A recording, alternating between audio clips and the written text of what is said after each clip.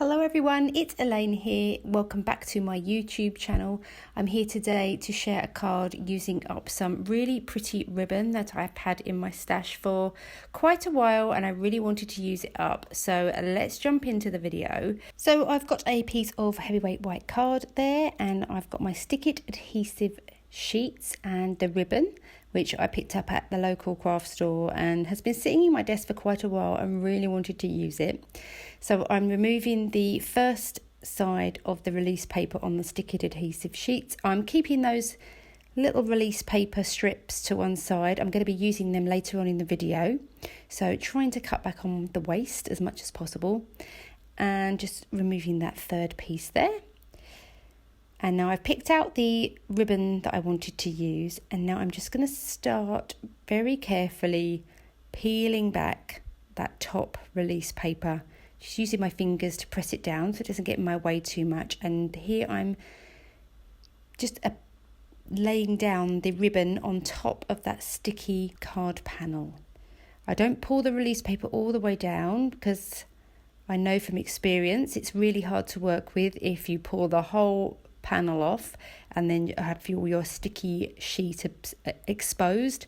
So I'm just gradually pulling it back as and when I need to, and that way I get in less of a pickle.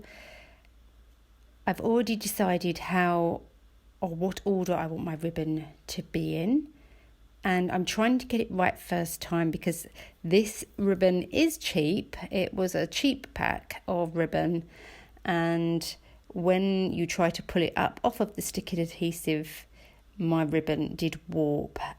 So yes, that's very sticky, that Stick It adhesive. And yes, so trying to get that right the first time because otherwise I didn't want it to look messy. I wanted everything to look nice and polished and clean. I'm finishing up with my ribbon pieces here. And now I can take a nice pair of scissors and trim off that excess. This card panel does measure 4 1/4 by 5 1/2. So these are my Tim Holtz shears and they just cut through everything like butter. And I'm just being really careful to trim off all that little excess ribbon and not cut into my card panel. And once I've done that, you can see how lovely and shiny and shimmery it is. And now I can start moving on to my little cat from the Mama Elephant Page Huggers stamp set. I've got a little jar here. This is an old jam jar, and I've got a little makeup sponge. And I've soaked my little sponge in some Winsor & Newton Sans Odor fluid. That is what I think is similar to Gamsol, or some people use baby oil. And I'm also using my Faber-Castell Polychromo pencils here. I've listed the colours I've used down in the description box and also on the screen, but I really didn't use too many colours. This is what I love about using this technique. I literally lay down some colour onto my little stamped image, and then I will be going in with a little stump pencil. This one is from Caran d'Ache, but I also have some from Hobbycraft, a UK craft shop, and I think I picked up 3 different sizes for £1. I will be coming in with that slightly later on in the video, but for this brown shade, this is quite a thick stump pencil, and I'm just really lightly blending out that colour. So a bit of shading underneath his paws and around his sides, a little bit under the chin, and then with a light hand just gradually work that colour inwards, and it naturally does fade. And I'm trying to keep as much of the colour in around the edges, or the concentrated colour around the edges. And then once I feel like I've blended out as much as I can, I'm just going back in with a little bit more pencil and coming back in with that stump pencil to blend out. You could probably repeat this process as many times as you wanted. I was kind of going for quite a quick card design here. My second colour is this pink, and for the cheeks I generally just dab the stump pencil. I find I have a little bit more control about how far that pink is blended out, doing it that way, a little bit on his inside of his ears. And that's my little cat done. I also am doing this cute little envelope with the heart on the back. using the same pink shade, concentrating the colour at the base of the heart, and now some grey for the folds of the envelope. And this is where I come in with that smaller stump pencil, because this image is a little bit more detailed and I didn't want the whole of the envelope to turn grey. So that helps me keep the colour in the areas that I want the colour. I've got a scalloped oval here and some vellum. I'm going to pop that through my die cut machine, but I will be coming back to that in a moment, because now I'm going to show you what I'm going to do with those bits of release paper. I've got my 3M Scotch foam tape here, and I'm just going to be laying down a few strips of that. I've got a metal ruler with a rubber edge and my craft knife, because I've had a couple of people ask me how I make my own foam tape strips. It's super simple. I often use like label paper, the backing of label paper, but seeing as I had this on my desk from the card I'm making, I thought this would be perfect as well. So I've just laid a few strips of that foam tape down. I'm now going to take my ruler and my craft knife, and I'm going to cut myself some strips of foam.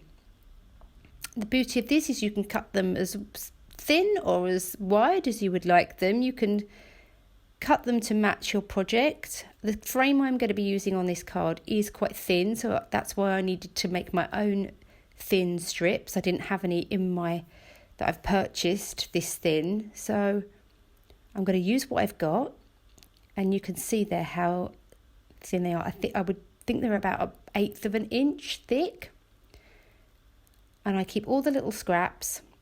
I just stick them back down onto the release paper.